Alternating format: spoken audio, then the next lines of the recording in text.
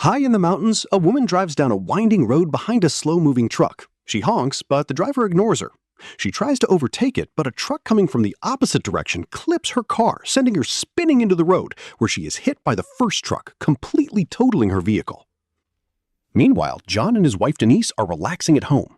John hears a commotion outside and discovers Denise's car is being repossessed by the bank. His protests fall on deaf ears as the employee hauls it away. Over breakfast, the tension is high.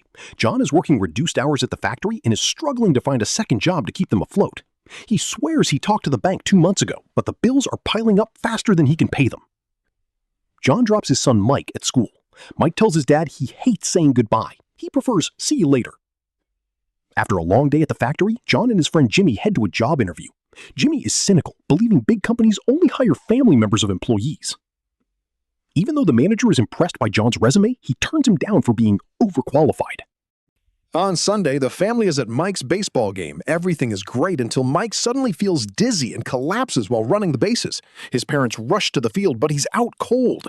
At the hospital, doctors scramble to stabilize his breathing with an oxygen mask.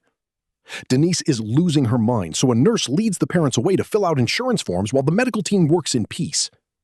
They eventually meet with Rebecca, the hospital administrator, and Dr. Turner, the head of cardiology. Turner shows them x-rays of Mike's heart, which is 3 times its normal size due to a serious defect. He explains that Mike needs an immediate heart transplant because blood is backing up into his lungs. Without it, he only has days or weeks to live. Turner says Mike could die at any moment, and medication is only a temporary band-aid with zero quality of life. Rebecca warns them that the surgery is high risk. With so little time left, she suggests the family use the remaining days to say a happy goodbye. Denise breaks down, but John is firm. He wants the surgery.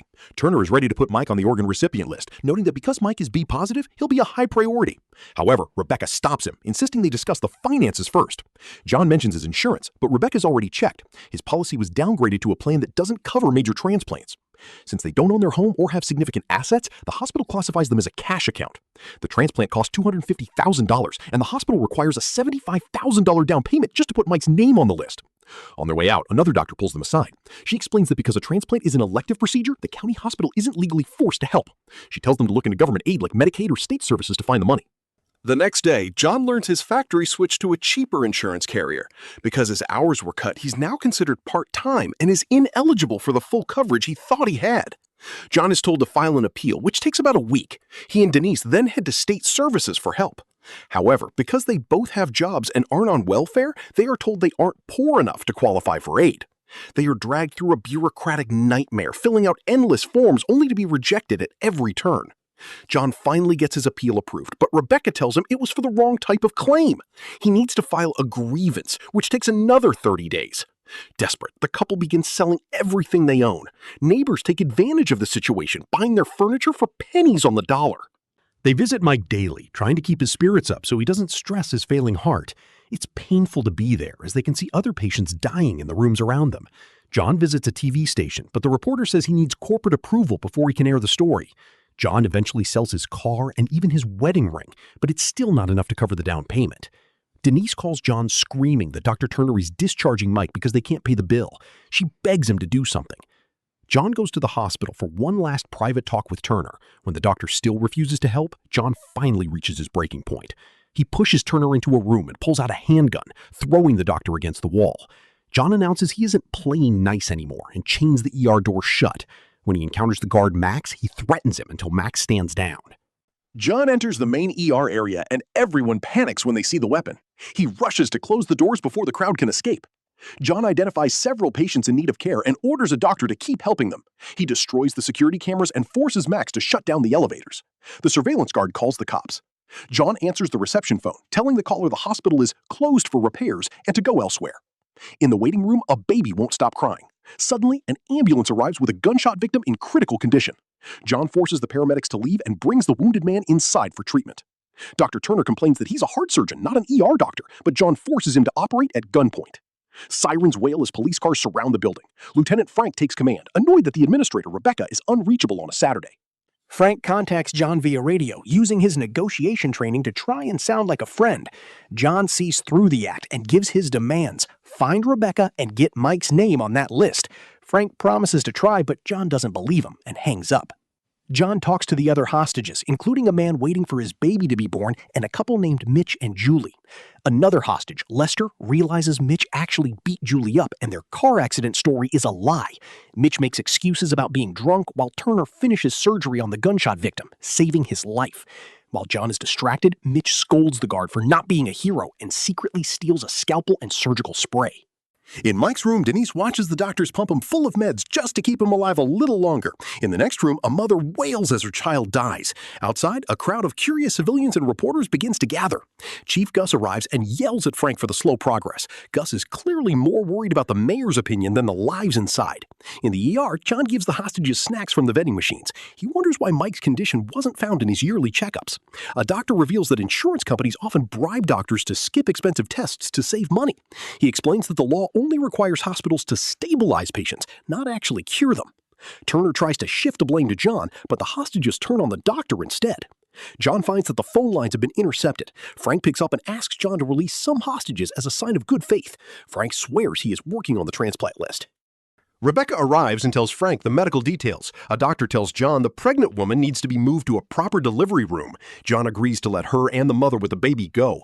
Mitch uses the distraction to spray John in the eyes and stab his shoulder with a scalpel. They fight over the gun. Mitch tells Julie to shoot John, but Julie has had enough of his abuse. Julie sprays Mitch instead and beats him, crying about how he's treated her. She declares she's done being his Barbie. John regains control and cuffs Mitch to a radiator. John releases the pregnant woman and the mother with a baby as promised. The reporter John talked to earlier begins a live broadcast about the standoff, making Mike a national news story. Freed hostages tell the press that John is a good man who treated them with respect. Meanwhile, Rebecca tells Chief Gus she feels no guilt. She's just following the rules. An officer suggests they just tell John Mike is on the list, even if it's a lie, to get him to surrender. The head of security finds a weak spot in the building's air ducts. Rebecca and Frank find Denise in the ICU. Denise refuses to cooperate until Rebecca promises to do the transplant for free. Denise hugs her in gratitude, but as soon as they leave, Frank congratulates Rebecca on her great acting. On TV, John's friend Jimmy defends him, saying the system gave him no other choice. In the mountains, paramedics confirm the crash victim from the beginning is a registered organ donor. At the hospital, Gus pulls Frank off the case and sends a sniper into the ducts. The sniper gets into position. Denise calls John to tell him Mike is on the list. A news van hacks the police feed and broadcasts the private conversation to the whole country. Everyone watches as Mike speaks to his father in a dying voice. Rebecca watches the broadcast and the guilt finally makes her cry. The sniper emerges from the ceiling, waiting for John to move into the line of fire. Lester sees the sniper on the news and yells a warning. John moves, but the bullet still hits his shoulder. The ceiling panel crumbles and the sniper falls. John tackles and beats him. Seeing this on TV, Frank mocks Gus. The mayor calls Gus, furious about the bad publicity. The police find the hacker and kill the feed.